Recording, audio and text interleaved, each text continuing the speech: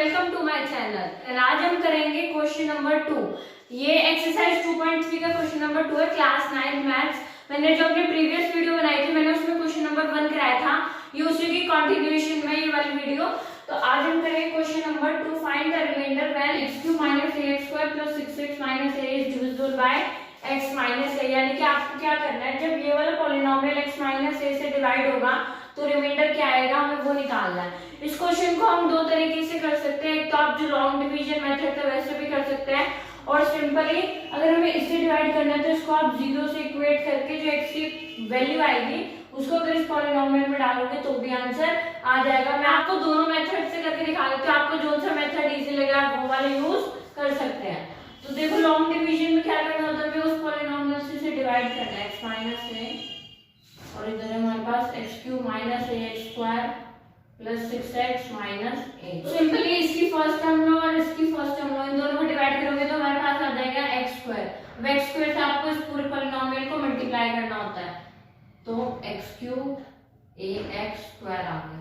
अब तो मैंने यहाँ पे क्या करा, x³ से x को डिवाइड करा तो जो x² आया है इस x² से अब हमें ये वाला पॉलिनोमियल मल्टीप्लाई करना होता है, तो x² × x x³ हो जाएगा और माइनस ये ax² हो जाएगा। नेक्स्ट स्टेप क्या होता है, इनके जो भी साइन उनको हम चेंज कर देते हैं, प्लस का था तो माइनस का हो जाएगा और ये माइनस से प्लस हो जाएगा, तो ये कैंसिल आउट हो जाएंगे। देखो +x³ - x³ ये कैंसिल आउट होकर 0 आ गया। अब ये देखो -ax² + ax², ये दोनों टर्म्स भी सेम है तो ये भी कैंसिल होगी। नेक्स्ट स्टेप क्या होगा हमारा, 6x - a नीचे आ जाएगा। इसमें जो दो बची हुई जितने भी टर्म्स होते हैं वो सब एक साथ नीचे आती है। अब फिर से वही आपको रिपीट करना है, इसकी फर्स्ट टर्म को इसकी फर्स्ट टर्म से डिवाइड कर देंगे, यानी कि 6x/x x कैंसिल आउट हो गए +6। अब 6 से जब आप इसे मल्टीप्लाई करोगे x - a को तो क्या आ जाएगा 6x - 6, तो यहाँ पे हम लिख देंगे 6x - 6। ये हमें फिर से साइन चेंज करना है, प्लस से माइनस हो जाएगा और ये माइनस है प्लस हो जाएगा, ये फिर से कैंसिल आउट। देखो एक प्लस का एक माइनस का, ये देखो माइनस है +6 से तो प्लस माइनस -5 पे आ जाएगा और साइन बड़े वाले नंबर का आ जाएगा, तो ये जो 5 पे आया है ये हमारे क्या कहलाएगा, रिमाइंडर। ये था लॉन्ग डिवीजन मेथड। इसमें क्या करना होता है आपको, अगर इस पॉलिनोमियल को इससे डिवाइड करना है तो ये x - a हमारा डिवीजर बनता है एंड दिस इज डिविडेंड। इसको डिवाइड करने के फर्स्ट स्टेप क्या होता है, डिविडेंड की फर्स्ट टर्म को डिवाइजर की फर्स्ट टर्म से डिवाइड कर दो, जो आएगा क्वोशिएंट वो यहाँ पर आप लिखते जाओ। तो क्या करना होता है, इस x² से डिवाइजर को पूरे डिवाइजर को मल्टीप्लाई करना होता है, जो मल्टीप्लाई करके आता है उसे हम यहाँ पर लिख देते हैं। यहाँ पर लिखने के बाद आप इनके साइन चेंज करते जाएंगे।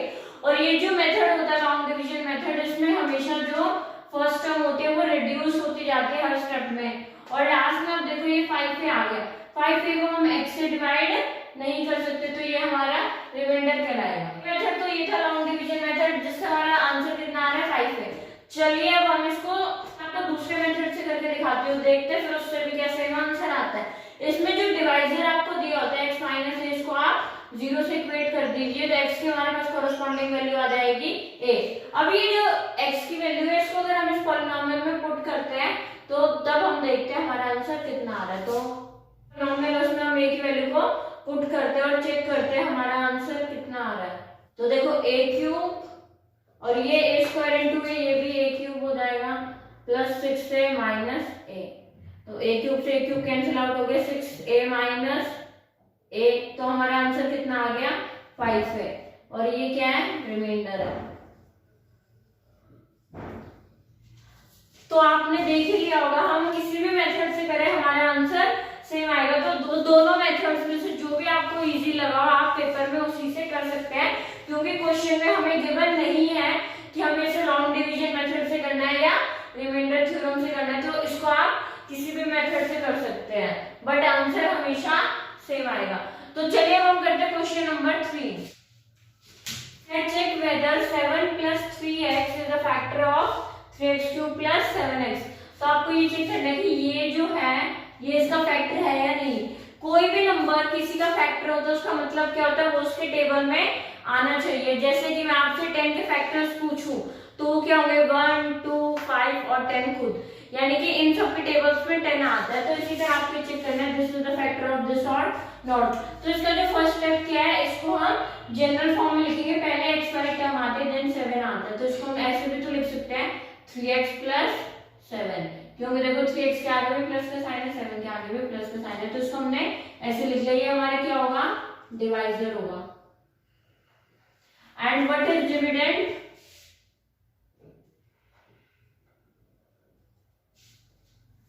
3x³ + 7x, 3x³ + 7x। तो क्वेश्चन नंबर 2 की तरह सेम इसमें आप लॉन्ग डिवीजन मेथड से कर सकते हैं। इसको डिवाइजर ले लेंगे और इसको डिविडेंड ले लेंगे, और जब आप इनको डिवाइड करोगे तो अगर हमारा रिमाइंडर 0 आता है तो हम कह देंगे yes 3x + 7 is the factor of that polynomial, और अगर रिमाइंडर कुछ भी आता है अदर देन 0 तो ये फैक्टर नहीं होगा। बट इसको लॉन्ग डिवीजन से ना करके हम सिंपली जैसे क्वेश्चन नंबर 2 को सेकंड मेथड से कराया था वैसे भी कर सकते हैं। इस डिवाइजर से आप x की कॉरेस्पॉन्डिंग वैल्यू निकालो, जो डिवाइजर होता है उसको आप 0 से इक्वेट करके x की वैल्यू निकालो, वो जो x की वैल्यू उसको इस डिविडेंड में पुट कर दो, और अगर रिमाइंडर हमारा 0 आ रहा है तो हम कहेंगे yes it is a factor, और नहीं आएगा तो नो हो जाएगा। तो x की वैल्यू निकाल लेते हैं हम। तो देखो 3x + 7 = 0, ये 3x यही रहा, ये +7 था, दूसरी साइड आके -7 हो गया, तो x की वैल्यू कितनी आ गई, -7/3। अब ये जो x की वैल्यू है इसको मैं इस पॉलिनोमियल में पुट करके चेक करती हूँ कितना आंसर आ रहा है।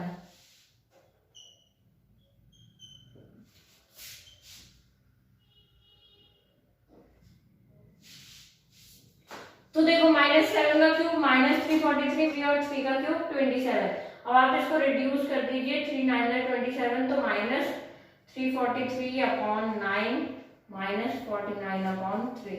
अब इनको माइनस करने के लिए इनका एलसीएम लेंगे।